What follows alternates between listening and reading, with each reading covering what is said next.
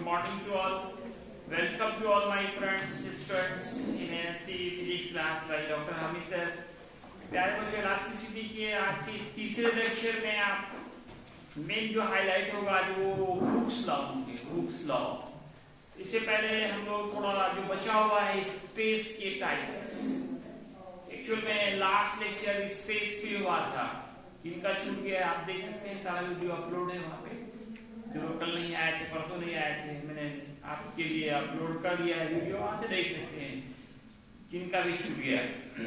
तो दोस्तों आज हम लोग शुरू करते हैं टाइप्स ऑफ नॉर्मल स्ट्रेस से। नॉर्मल स्ट्रेस, एक बार मैं स्ट्रेस को बता देना चाहता हूँ। इस एक्सरसाइज में दो ही चीज का खेल होता है, स्ट्रेन स्ट्रेस। स्ट्रेन स्ट्रेस जो लोग पिछले दिन को लगता है बहुत लोग नहीं थे, एक बार मैं स्ट्रेन और स्ट्रेस को डिफाइन करता हूँ। इससे पहले मैं थोड़ा सा इलास्टिसिटी पे चर्चा करता हूँ। इलास्टिसिटी क्या है? चैप्टर का नाम इलास्टिसिटी ही है, प्रत्यास्थता हिंदी में कहते हैं। हर कोई जानते हैं कि स्प्रिंग है, उसको दबा देंगे तो छोटा हो जाए, होगा ना? स्प्रिंग को दबाएंगे क्या होगा? छोटा हो जाए, और छोड़ देंगे तो फिर जितना ओरिजिनल शेप साइज है वही प्राप्त कर लेता है। इसी गुण का नाम इलास्टिसिटी है, इसी प्रॉपर्टी को इलास्टिसिटी कहते हैं। एक ऐसा प्रॉपर्टी, इंटरनल प्रॉपर्टी, जिसके कारण अगर हम एक्सटर्नल फोर्स हटा देते हैं तो ऑब्जेक्ट ओरिजिनल शेप साइज को दोबारा प्राप्त कर लेता है। उस इंटरनल प्रॉपर्टी को ही स्ट्रेन कहा जाता है। क्या कहता है? स्ट्रेन, सॉरी इलास्टिसिटी कहलाता है, इलास्टिसिटी कहा जाता है। Elasticity is the internal property of substance due to which it regains original shape and size after removal of deforming force. अभी भी नहीं थे ना। एक ऐसा गुण जिसके कारण क्या हो कि अगर आप फोर्स को हटा देते हो तो फिर ऑब्जेक्ट दोबारा ओरिजिनल शेप साइज प्राप्त कर ले, उसी इंटरनल प्रॉपर्टी को इलास्टिसिटी कहते हैं।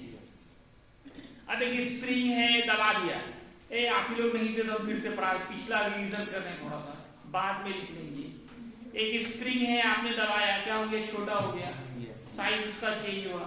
रबर है, खींचे, बड़ा हो गया, साइज उसका चेंज हो गया। तो जितना साइज में चेंजिंग हो और जो ओरिजिनल साइज हो, उस दोनों को डिवाइड कीजिए, वो जो रेशियो आएगा उसका नाम स्ट्रेन कहलाता है। Strain, ratio of change in size and original size is called strain. Stress क्या था? अब एक स्प्रिंग को लीजिए, दबाइए। आप जैसे ही इस स्प्रिंग पे फोर्स लगाना शुरू करेंगे, आपको लगेगा कि स्प्रिंग भी आप पे फोर्स लगा रहा है अपोजिट डायरेक्शन में। आप छोटा करना चाहते हैं, वो बड़ा होना चाह रहा है। आप छोटा करना चाहते हैं, वो बड़ा होना चाह रहा है। वालेकुम सलाम। एक फोर्स अपोजिट डायरेक्शन में लग रहा है, प्रोड्यूस हो रहा है। वह जो फोर्स प्रोड्यूस होता है उसका नाम रिस्टोरिंग फोर्स था। The restoring force produced in per unit cross sectional area is known as stress. Stress formula of the force upon cross sectional area. अनुप्रस्थ काट का क्षेत्रफल। क्रॉस सेक्शनल एरिया को भी मैंने डिफाइन किया था कि कोई ऑब्जेक्ट हो, उसको लेंथ के परपेंडिकुलर कट किया जाए, लेंथ के परपेंडिकुलर छोटे छोटे पीस में कट किया जाए। ये ऑब्जेक्ट है, ये इसकी लंबाई है, इसको हम अब परपेंडिकुलर लेंथ के परपेंडिकुलर छोटे छोटे पीस में कट करते हैं। Then the area of each small part is known as cross sectional area. जितना फोर्स प्रोड्यूस हुआ, हमने फोर्स लगाया वो नहीं, स्प्रिंग ने जो फोर्स लगाया, that force is known as restoring force. That restoring force produced in per unit cross sectional area is known as stress.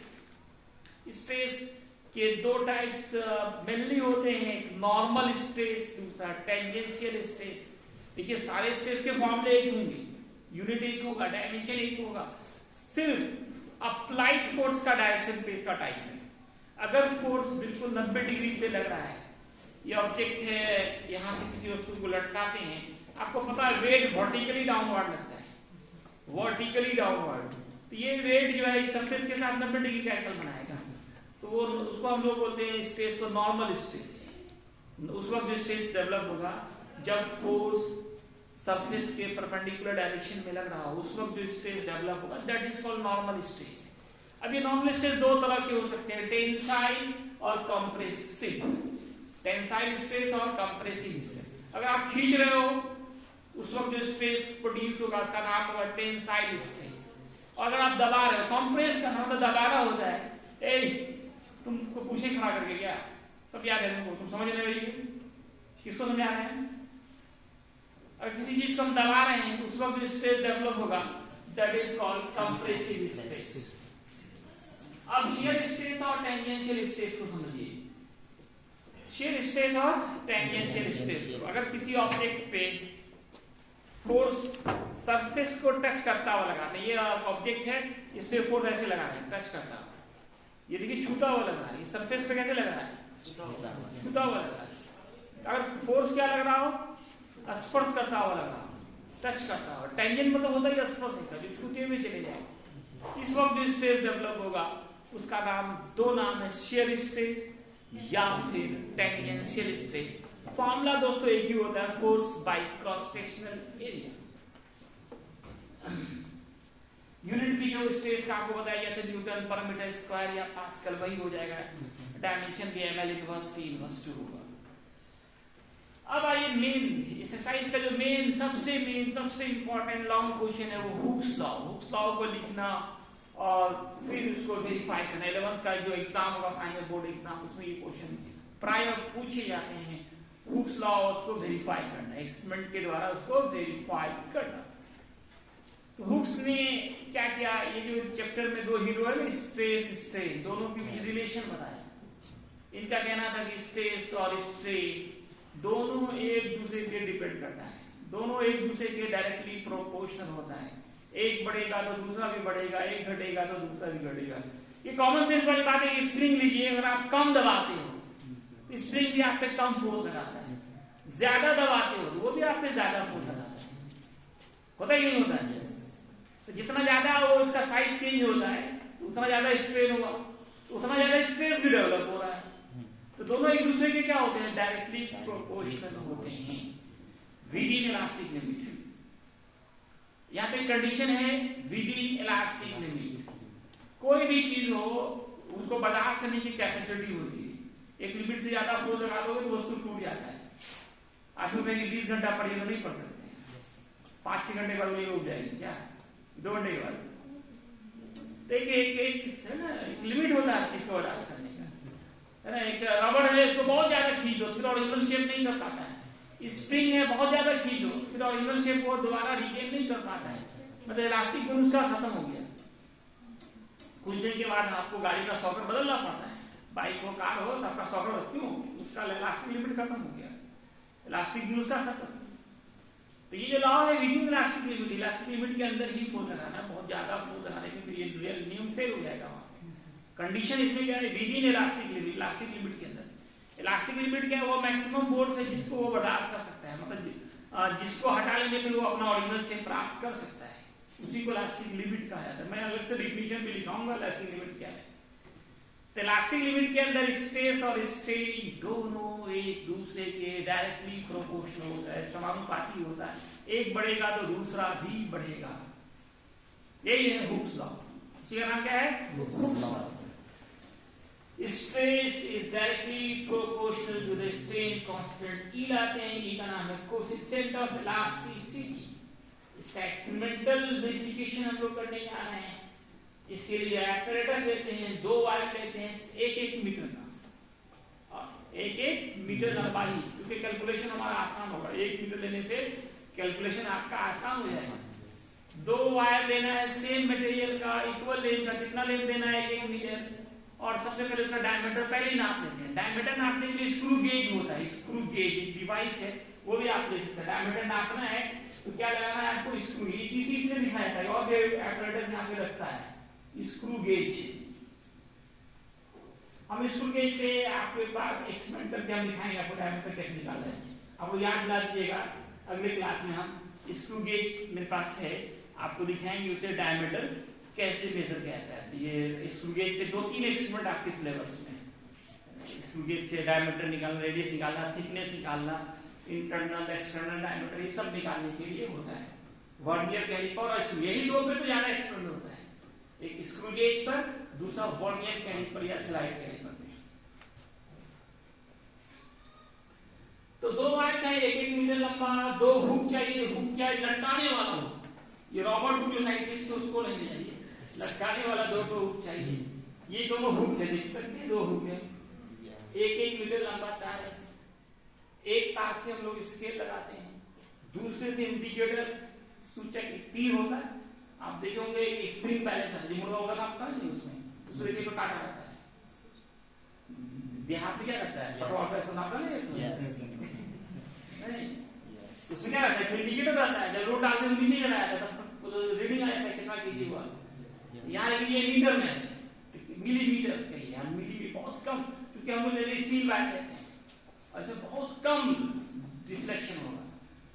Load पे जितना कम इंक्रीजमेंट हो उतना इलास्टिक होता है, यार एक बार याद रखना है। जितना लोड बढ़ाया और जितना कम लेंथ बढ़ा वो उतना ज्यादा इलास्टिक होता है। इलास्टिसिटी उनको बताया ना, रिगेन करने की कैपेसिटी, ना कि फैलने की कैपेसिटी। अगर कम उसका एक्सटेंशन होगा, लंबाई कम बढ़ेगी तो जल्दी से ओरिजिनल शेप प्राप्त कर लेगा। इसीलिए steel is more elastic than rubber कहा जाता है। तो आप क्या करोगे, सारे एपरेटस को अरेंज करोगे अकॉर्डिंग टू फिगर। शुरू में दोनों पे 1-1 केजी का लोड फालतू डालते, एक्स्ट्रा। वो लोड क्यों डालते, ये वायर जो है वो कहीं मुड़ा हुआ नहीं रहता, स्लाइड स्टेज में है। उसको डेड लोड कहते हैं, क्योंकि उसको हम लोग कैलकुलेशन में नहीं लेते हैं। इसका नाम है डेड लोड, बड़ा हुआ लोड, उसको हम लोग कैलकुलेशन नहीं करते हैं, इसका नाम है डेड लोड। अब ये एक्सपेरिमेंटल वायर है, इसमें धीरे धीरे लोड बढ़ाना है, लोड बढ़ाना है। लोड बढ़ाएंगे, इसकी लंबाई बढ़ेगी, इंडिकेटर नीचे आएगा। तो पहले शुरू में रीडिंग ले लेना कहाँ पे है, फिर बाद में कहाँ पे गया वो देख लेना। उससे आपको घटा दीजिएगा तो लंबाई में कितनी वृद्धि हुई, small L increment in length वो निकल जाता है। ओरिजिनल लेंथ इसका 1 मीटर ले चुके हैं तार का, small L by capital L, यही तो फॉर्मूला था स्ट्रेन का, स्ट्रेन निकल गया। स्ट्रेस निकालना है फोर्स अपॉन एरिया। फोर्स क्या है, एमजी होगा, लोड वेट लग रहा है, वेट का फॉर्मूला क्या होता है, एमजी। एम हम यहाँ पे डाल रहे हैं, 1 2 3 जो डाल रहे हैं वो हमारा उससे वेट निकल जाएगा, और cross section area pi r square होगा। इसको कट कीजिए, छोटा छोटा में सर्कल बनता है, सर्कुलर डिस्क बनता है, और सर्कुलर डिस्क का एरिया पाई आर स्क्वायर होता है, पाई आर स्क्वायर। तो फोर्स का एरिया से क्या निकल जाएगा, स्ट्रेस। स्ट्रेस मालूम, स्ट्रेन मालूम, दोनों को स्ट्रेन एक्स एक्सिस पे लीजिए, स्ट्रेस को वाई एक्सिस पे लीजिए। ग्राफ लिखिए, ग्राफ देखिएगा स्ट्रेट लाइन में आ रहा है, इसका मतलब आपका कहना सही है। मतलब stress is directly proportional to the strain. यही तो हमको प्रूव करना था, stress is directly proportional to the strain. याद हो जाना चाहिए हुक्स लॉ।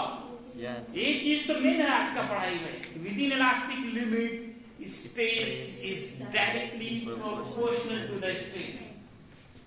अब देखिए what is coefficient of elasticity, प्रत्यास्थता गुणांक क्या है, इसको डिफाइन करते हैं। ये रेशियो होता है स्ट्रेस एंड स्ट्रेन का। आप इसका जो है ई, जो है ई, यहाँ पे जो कैपिटल ई आया है यही है आपका कोएफिशिएंट ऑफ इलास्टिसिटी। यहाँ से ई का फॉर्मूला निकालिए, स्ट्रेस बाई क्या हो जाएगा, स्ट्रेन हो जाएगा, होगा ना। तो ratio of stress and strain, definition निकल गया ना। The ratio of stress and strain is known as coefficient of elasticity. The ratio of stress and strain is called coefficient of elasticity. Unit की बात करें, स्ट्रेस का तो unit होता है, स्ट्रेन का नहीं होता है। स्ट्रेन में क्या था, small L by capital L, ऊपर दोनों लोग लेंथ कट गया, मीटर मीटर कैंसिल। स्ट्रेन का कोई यूनिट नहीं होता, लेकिन स्ट्रेस का फोर्स बाय एरिया, फोर्स का न्यूटन, एरिया का मीटर स्क्वायर, नीचे है ऊपर गया -2 न्यूटन मीटर इनवर्स 2, या इसी को पास्कल बोला गया था। इसी का बोला हम पास्कल। और डायमेंशन की बात करें तो स्ट्रेस का डायमेंशन आप निकाल चुके हो, ml इनवर्स t इनवर्स 2। क्योंकि स्ट्रेस और स्ट्रेन के आपको टाइप्स पढ़ाए गए हैं, स्ट्रेन का 4 टाइप, स्ट्रेस का 2 टाइप। उस बेस पे ये 3 तरह के हो जाते हैं दोनों मिला के। यंग्स मॉडुलस ऑफ इलास्टिसिटी, फिर इसमें ये बड़ा इंपॉर्टेंट होगा, यंग्स मॉडुलस ऑफ इलास्टिसिटी। ज्यादातर एक्सरसाइज के जो न्यूमेरिकल्स हैं वो यंग्स मॉडुलस ऑफ इलास्टिसिटी पे बेस्ड हैं, यंग्स मॉडुलस ऑफ इलास्टिसिटी। दूसरा बक, लिखे गया है बल्क, लेकिन यहाँ एल साइलेंट हो जाता है, बट मॉडुलस ऑफ प्लास्टिसिटी, और तीसरा है मॉडुलस ऑफ रिजिडिटी, हिंदी बोला तो दृढ़ता गुना। इस तीनों के लिए आप अगले एपिसोड का इंतजार कीजिए। धन्यवाद।